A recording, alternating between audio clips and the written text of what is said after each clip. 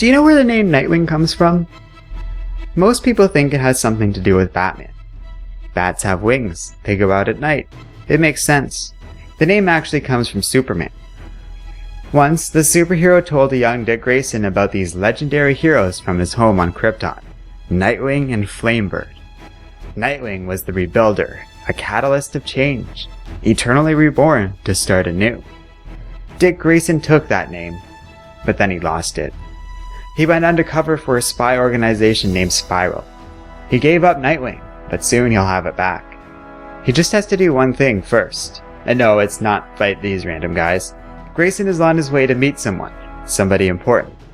Because while he lost the name Nightwing, he never lost Dick Grayson.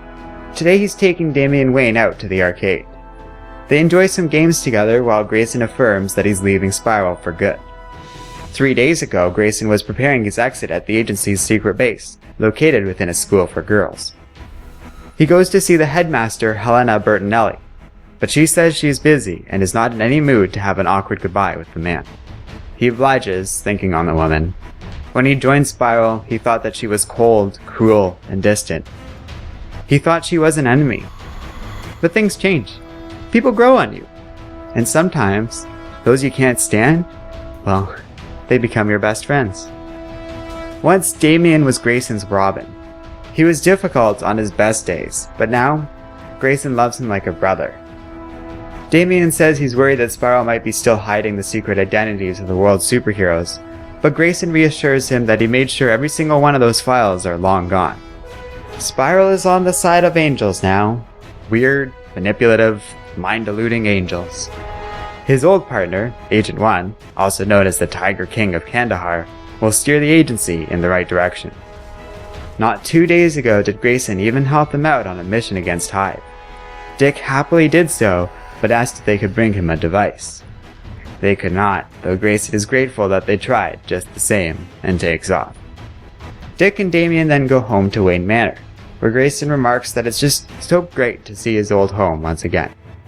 This is where he found out who he truly was. It will always hold a special place in his heart. Damian asks if any of his new friends from his spy days will be coming over. He specifically brings up Dick's antagonistic pseudo-ally, Midnighter. Grayson actually only saw him just yesterday. They were taking down a renegade genetic experiment in the Swiss Alps. Thanks to Dick, Midnighter and his people have been able to rescue a whole bunch of these rogue experiments. In gratitude, they were able to find the device Grayson was looking for. Midnighter wishes Dick well, and suggests it's time that he go back to being a superhero. Grayson's just too nice for spy work. Dick thinks on these words, and thinks his friend has a point. The next day, deep in the Batcave, Grayson sits down with Damian and has a talk. He tells the young man everything about the Robin War, how a bomb was planted in his face, how Grayson was forced to join the Court of the Owls. Damian is understandably upset, but Grayson didn't want him picking away at the thing or doing something reckless. It's okay though. With this new device, Grayson is able to remove the bomb. Damian demands ice cream and action figures as payment for this affront, but that will have to wait. Bruce wants to have a chat. Grayson tells Wayne the device worked, and Damian realizes that his father knew about this too. Grayson also confirms that the device will trick the Court of the Owls into thinking the bomb is still planted within Damian. He's sorry it had to come to this, that Damian's life was ever put on the line, and was for so long, but there really was no other way. Bruce says he's not angry. Dick has been gone for too long if he really thinks that. The blame begins at the Court of the Owls, and ends at the feet of one man, Lincoln March. Somewhere, deep within the island of Crete, the Court of the Owls are hiding in Gotham, but here they will begin a new homeland, an elite capital away from the reach of the desperate and pathetic. Their enemies will find themselves the target of a new army led by the Grey Son of Gotham. They will cast aside the old masks of their predecessors and wear new ones to signify a new court, an invisible court hidden in the shadows. But Lincoln March, he will not be part of this new world. He has too much baggage. His judgment is clouded. Or at least it was. And right now, the court needs a nice, clean path to Nightwing.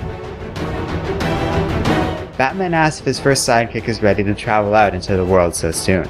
He only just got his secret identity as Dick Grayson back. He barely has had a chance to enjoy it. Dick says he's been a lot of things over the years. Batman, Robin, the Flying Grayson, Nightwing, Agent 37. They all have one thing in common. They were all him. They were all the person Bruce made him into. Damian is finally safe, but the Parliament of Owls are still out there. He needs to infiltrate them and take them apart from the inside. The key thing about Grayson is, home is where the heart is. He's been traveling all his life. That's who he is, no matter what the name. But here's the problem. The Owls didn't try to take the name of Robin or a Batman. They didn't try to make Agent 37 into something they own. They tried to take a different name, one that it's time Grayson takes back. He's going to beat them. He's going to do it as a great rebuilder, as a catalyst of change, as a man eternally reborn to start anew. His name is Nightwing.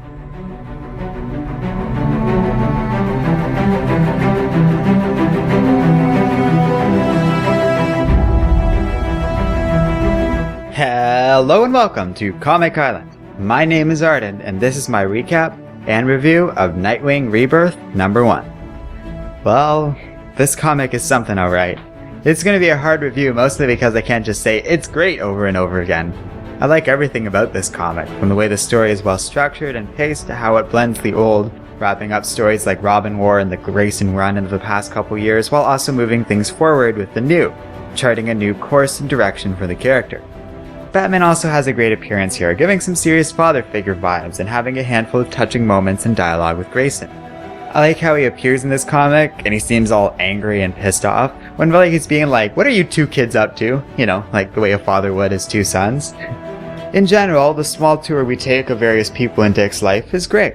It was cool to see Midnighter and some of the characters from the Grayson run, and Damian had a couple of fun little lines and parts in this story too.